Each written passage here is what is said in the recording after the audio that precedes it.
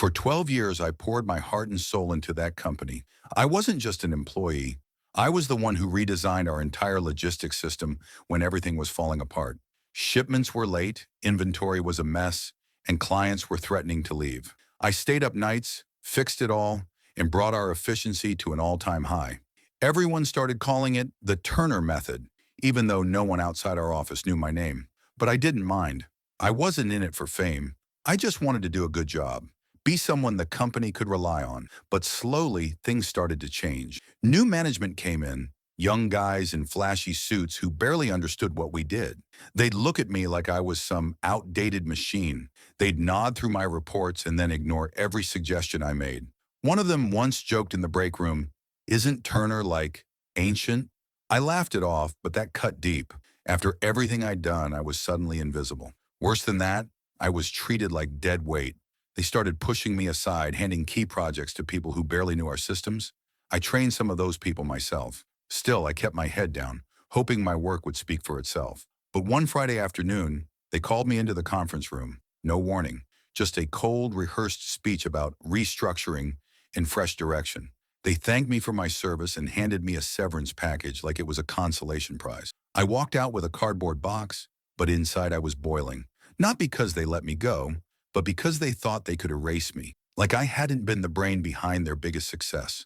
Like I was disposable. What they didn't realize was I still had the blueprint. The entire logistics overhaul. I had it all documented. Improvements, systems, vendor contacts, custom software add-ons. They fired the one person who truly understood how it all worked. And they were about to find out just how much that would cost them. Because I wasn't going to beg. I was going to build my own system, my own clients, and soon they'd be the ones left behind. When the CEO suddenly asked me to lunch, my gut told me something wasn't right. In 12 years at the company, he'd never even said my name, let alone invited me out. He only spoke to VPs and board members. I was a senior logistics manager, important, but not top floor material. Still, I went. Maybe he finally saw my value. Maybe this was about recognizing my years of loyalty and results. We met at a sleek restaurant downtown. He smiled too much, spoke too softly. He asked about my family, my hobbies, things he'd never cared about before. I played along, but the whole thing felt staged, like he was reading from a script. Then came the shift. He leaned in and started talking about new directions and leaner operations. He said the company was trying to evolve and bring in fresh energy. That's when I knew. This wasn't a lunch. It was a quiet firing. He said my role was being phased out, that the company was moving toward automation and cross-functional youth teams. He used buzzwords to make it sound exciting, but it was just a nice way of saying I was too old, too expensive, too experienced. He smiled while delivering the blow, like he expected me to thank him for the opportunity to move on. I kept my face calm, but my hands clenched under the table. I realized then, I wasn't invited to lunch because I mattered. I was invited because he didn't have the courage to fire me in the office. He wanted a clean exit, a quiet scene. I paid for my own meal, walked out, and didn't say a word. But I wasn't walking away empty-handed. I had more than 12 years of company secrets in my head. I had vendor contracts I personally negotiated, client relationships I built from scratch, and a custom software system they barely understood. They thought they could replace me with flashy titles and younger faces. They had no idea they just created their own disaster. This wasn't the end for me. It was the beginning of their downfall and my comeback. The waiter had just cleared our plates when the CEO folded his hands on the table and looked me straight in the eye. That fake, polite smile never left his face. "I want to thank you for everything you've done," he said slowly, like he was about to hand me an award. But I wasn't that naive anymore. I braced myself. Then came the words, "We've decided to let you go. It's for the greater good of the company." Just like that. No warning, no performance review, no sign that anything was wrong. I sat there frozen for a second, thinking maybe I'd heard it wrong. But he continued, explaining how the company was shifting focus and how streamlining operations meant eliminating some senior roles. Mine apparently was the first to go. He talked like this was some noble, strategic move, as if firing the guy who rebuilt their entire logistics system was a brave decision. He even tried to soften the blow with compliments, said I was a real asset and my legacy would live on. Legacy? I wasn't retiring. I was being cut loose like a used part. And the worst part? He timed it perfectly. right after the main course, just before dessert, like he didn't want me to cause a scene in public, like I'd quietly accept it with my coffee. I forced a tight smile, but inside I was burning. I'd worked through holidays, skipped vacations, fixed crisis after crisis for this company, and now I was being thanked with a pink slip served on a silver platter. No loyalty, no appreciation, just cold business. But I didn't let him see my anger. I nodded, stood up, and shook his hand. He probably thought I was taking it well. He had no idea that he'd just made the biggest mistake of his career. Because while he was busy celebrating his smart decision, I was already planning my next move. He thought it was over, but he forgot one thing. I built the engine that kept his company running, and now I was walking away with the blueprint. He had dessert. I had revenge on the menu. The Monday after they let me go, I heard through a friend in the office who replaced me. It was the owner's nephew, 26 years old, fresh out of business school, no real-world experience, no idea how the logistics system worked. And yet, he was handed everything I built like it was a birthday present. My office, my projects, my team, the same team I trained, led, and fought for during the toughest years. Just like that, it was all his. They didn't even try to hide it. He posted a photo on LinkedIn sitting at my old desk with some cheesy caption like, "Ready to drive innovation and take the company to the next level." The comments were full of praise, mostly from people trying to stay on his good side. But I knew the truth. This wasn't about innovation. It was nepotism, plain and simple. He didn't earn that seat. He inherited it because of his last name, because he played golf with the board members and called the CEO Uncle Rick. He had never worked a night shift, never stayed late fixing broken supply chains, never dealt with angry clients when a delivery was late. But now he was leading the logistics department, throwing around buzzwords and trying to impress people with theories he'd only read in textbooks. My old team was confused and frustrated. Some reached out to say they missed me, that things were already falling apart. He'd canceled vendor contracts without understanding why we had them, changed the warehouse layout based on some presentation he saw online. Orders were getting delayed. Data was all over the place, but no one could say anything, not without risking their own jobs. I watched it all from a distance, quiet but furious. They replaced a proven system with a child's experiment, and it was already showing cracks. And still, no one up top wanted to admit the mistake. They were too busy congratulating themselves on being forward-thinking. But I wasn't sitting still. While they played office politics, I was laying the foundation for something bigger, something smarter. They took everything from me, but they also handed me the perfect reason to fight back. The golden boy was about to learn what real experience looks like. What they didn't realize when they fired me was that the very system they depended on, the software that ran their entire logistics operation, was mine. I built it from scratch when the company was struggling to keep track of shipments, warehouse inventory, and vendor communication. There was no off-the-shelf software that could do what we needed, so I created a custom solution. I wrote every line of code, designed the back-end, and set up the entire data infrastructure. And here's the catch. They never fully bought the rights. Legally, the intellectual property was still mine. They thought just because I worked there, everything I built belonged to them. But the contract was clear. I had developed the system under a separate agreement as a consultant during a merger, and that clause gave me ownership unless they paid a final transfer fee, which they never did. I kept that little detail quiet because I never thought they'd be foolish enough to cut me loose. After they replaced me with the owner's nephew, I started getting calls, first from my old team, then vendors. The system's glitching, data's not syncing, inventory's going haywire. I knew exactly why. It was running on autopilot without proper updates or support. The golden boy didn't have the skills to maintain it, let alone fix anything when it started failing. Behind the scenes, I still had access to the backend. I didn't touch a thing, yet. I wasn't going to sabotage them. I'm not a criminal, but I was watching everything unfold in real time, and they had no clue. They thought they owned the engine, but all they had was the shell. The heart of the system, the brain, was still connected to me. I knew it wouldn't be long before they'd come crawling back, asking for help, but I wasn't interested in saving them. I was planning something bigger. If they wanted to play dirty by replacing me without cause, then I'd let the system expose their mistake. They built their future on something they didn't even understand, and I held the one thing they couldn't replace, no matter how many MBAs they hired. The source code was mine, and that meant the power was still mine too. It didn't take long for everything to start falling apart. Within just a few weeks, the cracks turned into chaos. Clients who had been with us for years started pulling out. Orders were going missing. Deliveries were late. Some shipments got sent to the wrong cities entirely.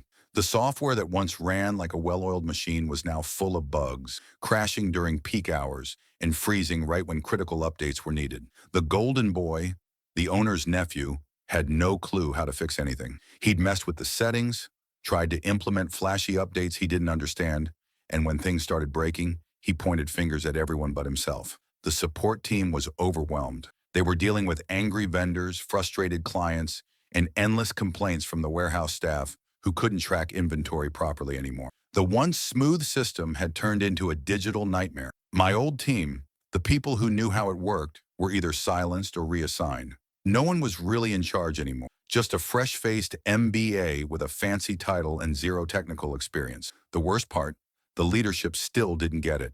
They kept sending out internal emails about temporary issues and growing pains, trying to convince everyone it was just part of the transition.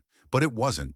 It was a full-blown breakdown. Revenue was dropping. Longtime partners were walking away. Even some of the board members started questioning how things had gone downhill so fast. I stayed quiet, watching it all unfold from the sidelines. I didn't have to lift a finger. The system was exposing them all by itself. They had no backup plan because they never thought I'd be gone. And now the company was drowning in its own arrogance. I heard whispers that the CEO had called in outside consultants. But no one could figure out how to stabilize the system. They didn't know the structure, the logic, or even the architecture. That was the power of building something from the ground up. I knew every corner of that system like the back of my hand. And they didn't. Their golden boy was sinking fast. And the empire they kicked me out of, it was crumbling right under him. All because they thought a last name mattered more than experience. As the company spiraled, I was already 10 steps ahead. The day after they fired me, I started building something better. I had the experience, I had the knowledge, and most importantly, I had the blueprint. While they were busy trying to patch holes, I was quietly creating a new logistics platform, one that was faster, smarter, and more efficient. I didn't need a big office or a huge team. I just needed my laptop, a quiet space, and the fire they lit in me when they showed me the door. By the time the cracks in their system turned into full-blown failures, I had already soft-launched my service to a few key clients, ones I knew were unhappy. And just like that, word spread. My platform wasn't just better, it actually worked. It had real-time tracking, smoother interface, fewer bugs, and support that didn't make people wait hours. Clients started calling me, asking how soon they could switch. I didn't chase them. They came to me. Then came the call I expected but didn't plan to answer. The CEO himself. His tone had changed. No more fake smiles or greater good speeches. This time he sounded desperate. They wanted me to come back. Said they'd make it worth my while. Said the company needed my leadership. I listened silent while he rambled through a rehearsed apology. Then I told him calmly that I wasn't available because now I was competition. I had already secured funding. I had a waiting list of companies ready to migrate. And I wasn't building this just to survive. I was going to win. They threw me out like I was disposable, but now they were learning I was the backbone all along. They didn't just lose an employee. They lost the very brain of their operation. And no, there was no buyout big enough, and no title shiny enough, and no bonus fat enough to make me crawl back. They made their choice when they gave my seat to someone who hadn't earned it. Now they could live with that decision while I watched their clients and their credibility switch over to the system I built from the ground up. Without them, I knew the rules and I followed every single one of them. No non-compete, no client restriction, no IP clause they could hold over me. They thought firing me would be the end, but it was just the beginning. I didn't need to play dirty. I played smart.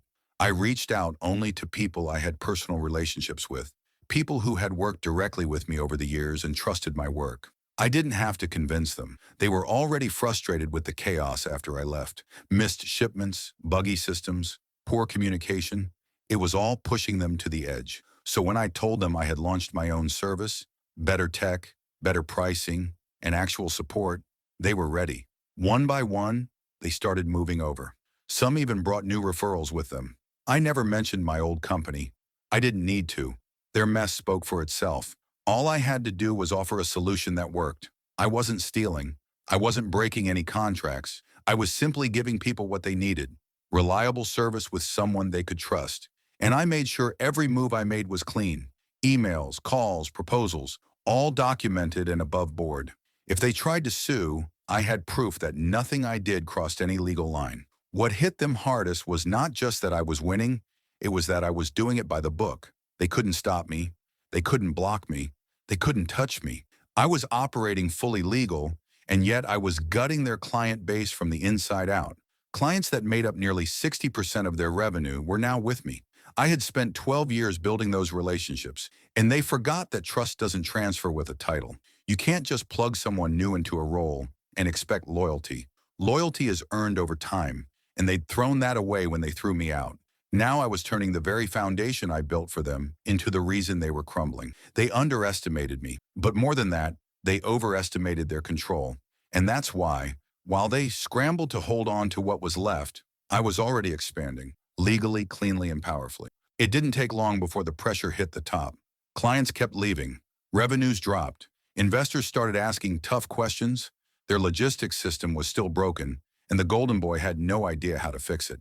Every promise he made fell flat. Shipments got delayed. The software glitched constantly, and angry clients took to social media. The company's name, once solid, became a punchline in industry circles. And then came the real blow. Share prices started falling. Fast. The board couldn't ignore it anymore. The CEO, the same man who smiled through my termination lunch, was now facing the consequences of his arrogance. His big move backfired. They held an emergency meeting, and within hours he was out. Fired, just like that. And the Golden Boy, he resigned the next day, citing mental health and a need to travel. But everyone knew the truth. He was in over his head from day one. While all of that chaos unfolded, I was thousands of miles away, sitting under a palm tree in Bali. I watched it play out from my phone, sipping a cold drink, no stress, no meetings, no drama, just peace. My new company was thriving. Clients were happy. My team was growing. And the best part? I didn't need revenge. I had results. Seeing their empire fall wasn't just satisfying, it was justice. They thought they were untouchable. They thought replacing experience with bloodline was smart business. They thought burning a loyal employee would come without fire. But they were wrong.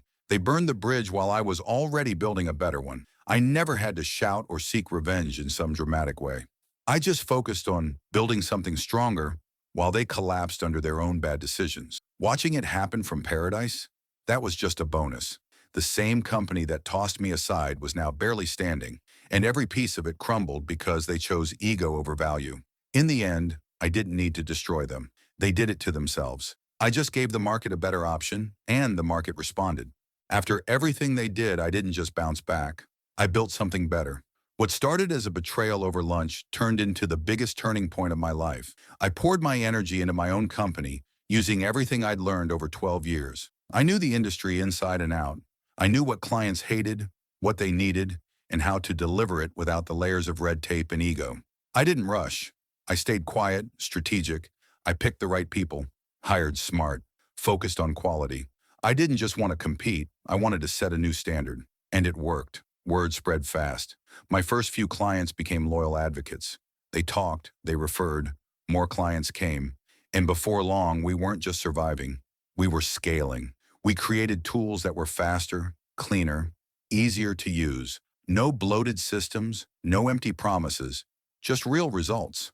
I treated my team with respect, the kind I never got. We moved like a unit, everyone knowing their value. There were no office politics, no golden boys, just hard work and shared wins. Within a year, I wasn't just stable, I was thriving. Bigger contracts, stronger margins, international clients. I started getting featured in industry articles, podcasts, even invited to speak at events where my old CEO used to brag. The same people who ignored me in meetings were now taking notes from my presentations. And the lifestyle? Night and day. No more waiting for vacation approvals. No more emails at midnight from people who didn't know how to do my job. I chose my hours. I traveled when I wanted. I wasn't just earning more, I was living more. They took me out to lunch to end my career. Now I sit at better tables, with better people, running a company that I own. Every now and then, I hear updates about my old company, new managers, constant restructuring, still struggling to regain their footing. But I don't dwell on it. I'm too busy building, too busy living the life they tried to take from me. I didn't just get even. I got ahead, way ahead, and I did it all by betting on myself. If you enjoyed the revenge story, like, share, comment, and subscribe to World Revenge Stories, where every tale is a new saga of revenge.